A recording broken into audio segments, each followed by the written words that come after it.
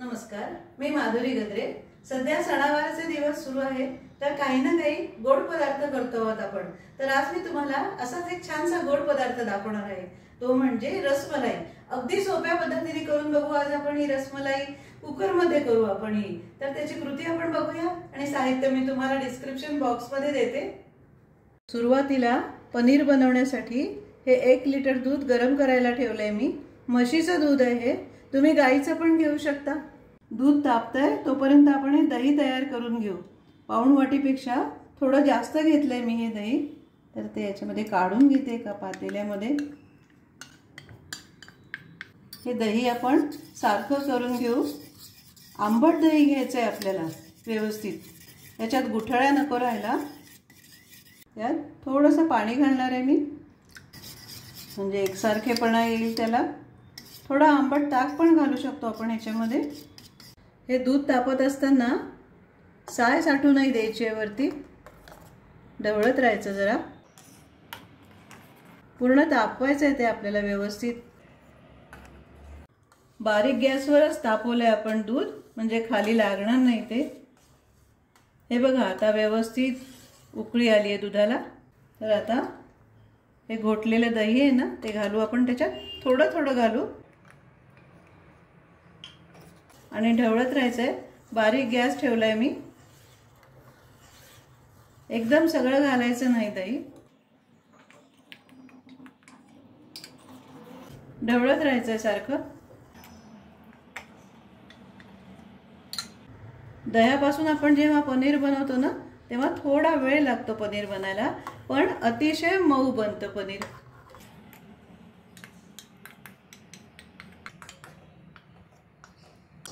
आता हे असंच ढवळत राहायचंय आपल्याला। हे बघा थोडं थोडं पनीर दिसायला लागलंय आपल्याला। थोडंसं अजून ढवळते।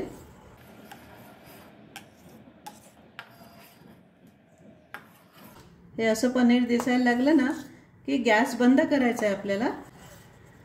गॅस बंद करते आणि एक 4-5 मिनिट असंच ढवळत राहायचं आहे आपल्याला। तेवढ्या उष्णतेवर तयार होतं पनीर। मुख्य म्हणजे ते मग स्टिफ, म्हणजे कडक होत नाही, चिवट होत नाही, मऊ राहतं अगदी। गॅस बंद केल्यावर जर असं पनीर दिसलं नाही ना आपल्याला, तर आपण पुन्हा गॅस लावू शकतो एखादा मिनिट आणि ढवळत राहायचंय।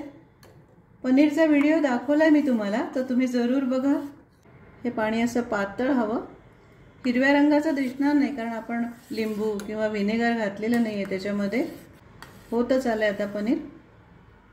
पाण्याचा रंग बदलायला हवा फक्त।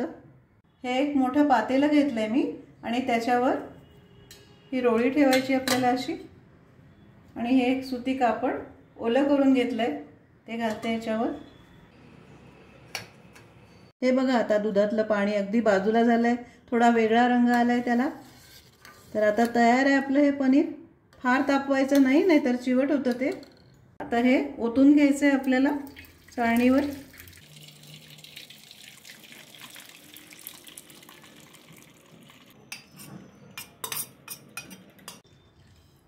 हे जे खालचं पाणी आहे ना, ते टाकायचं नाही आपल्याला।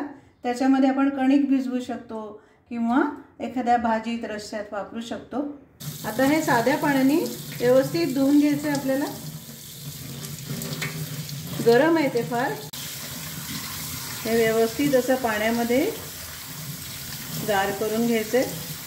त्याची उष्णता पूर्ण निघून जायला हवी। आता हे असं आपल्याला गुंडाळून घ्यायचंय आणि पाणी काढून घ्यायचंय त्याच्यातलं। जेवढं निघेल तेवढं काढायचं।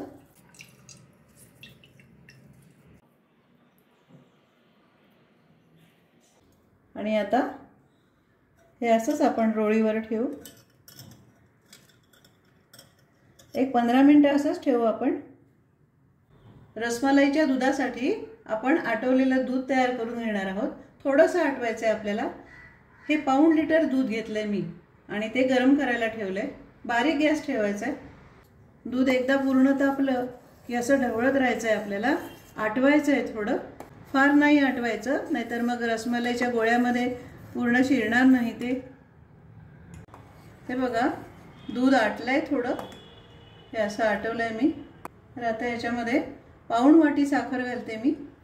तुम्ही तुमच्या आवडीप्रमाणे कमी जास्त घालू शकता. साखर पूर्ण विरघळायला हवी त्याच्यामध्ये, ढवळत राहायचं. हे थोडे बदाम पिस्त्याचे काप केलेत मी, ते घालते.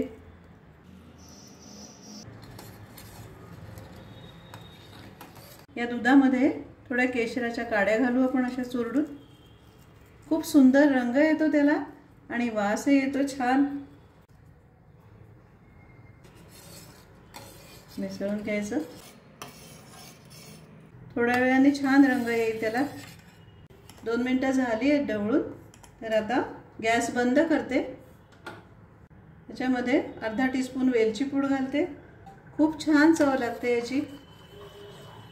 ढवळून घ्यायचं व्यवस्थित. आणि आता हे दूध पूर्ण गार करायचं आहे आपल्याला, म्हणजे नॉर्मल टेम्परेचरला, रूम टेम्परेचरला गार करायचं आहे. 15 मिनिटं झाली आहेत. आपण बघूया हा गोळा. हे बघा व्यवस्थित झालं आहे पनीर. काढून घेऊ आपण ताटामध्ये.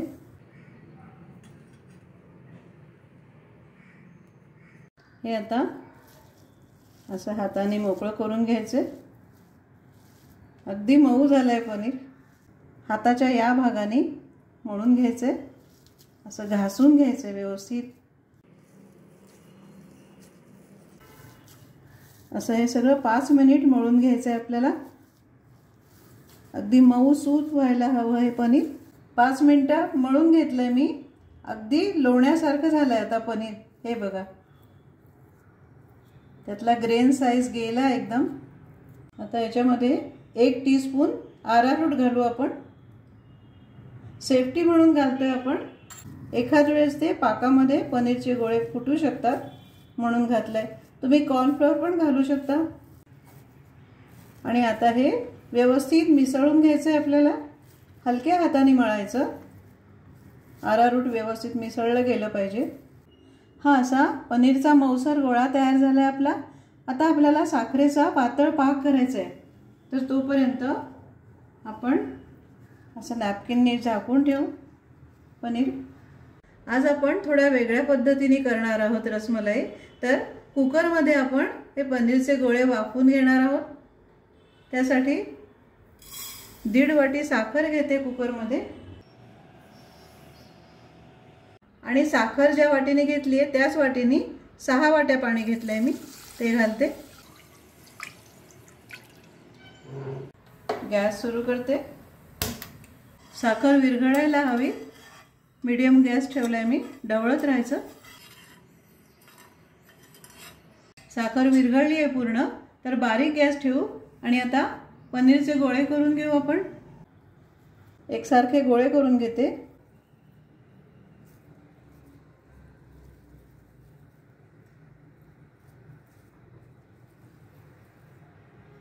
आता याला आपल्याला एखाद्या टिक्कीसारखा शेप द्यायचा आहे. असा गोळा करून घ्यायचा गोल आणि थोडासा प्रेस करायचा.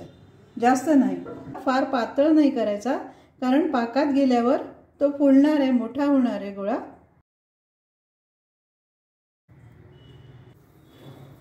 आणि थोडासा प्रेस करायचा असा.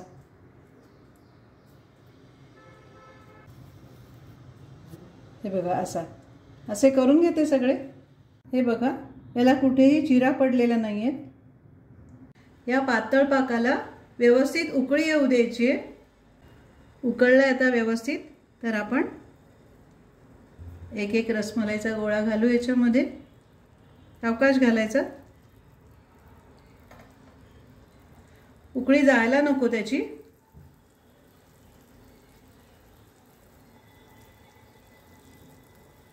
उकळी जाते असं वाटलं तर गॅस थोडासा मोठा करायचा.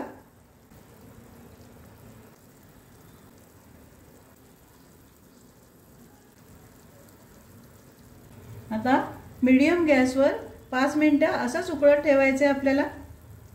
5 मिनिटं झाली आहेत. बघा कसे छान फुगलेत गोळे. आता हे असे पलटवून घेऊ आपण सगळे.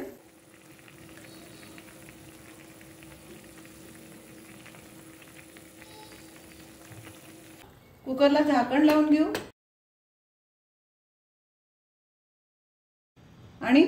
मीडियम गॅसवर एक शिट्टी करून घ्यायची कुकरची आणि गॅस बंद करायचा।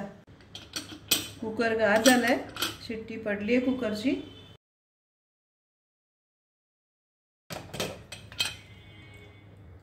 वा, हे बघा किती छान झाली आहे ना रसमलाई, फुगल्यात छान।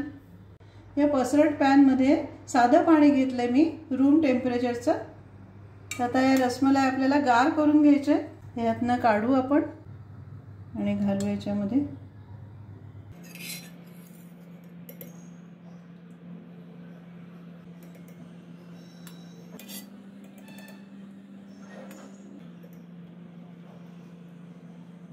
हा साखरेचा पाक आपण गोड पुऱ्या करण्यासाठी किंवा शंकरपाळी करण्यासाठी वापरू शकतो।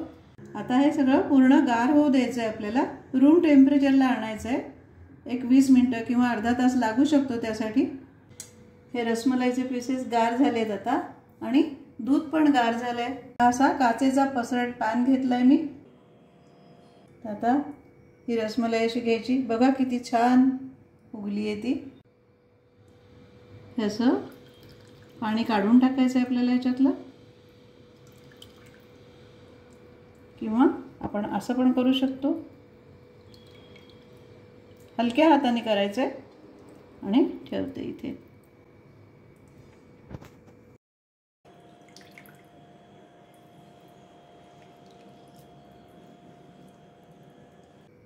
असे करून घेते सगळे।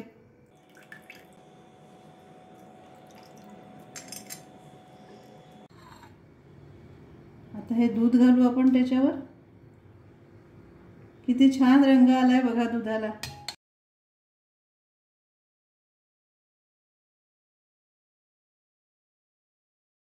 फार घट्ट नाहीये दूध, त्यामुळे रसमलाईमध्ये पटकन जाईल ते। हे बघा आताच वर यायला लागल्या त्या फुगून। वरून थोडे बदाम पिस्त्याचे काप घालते।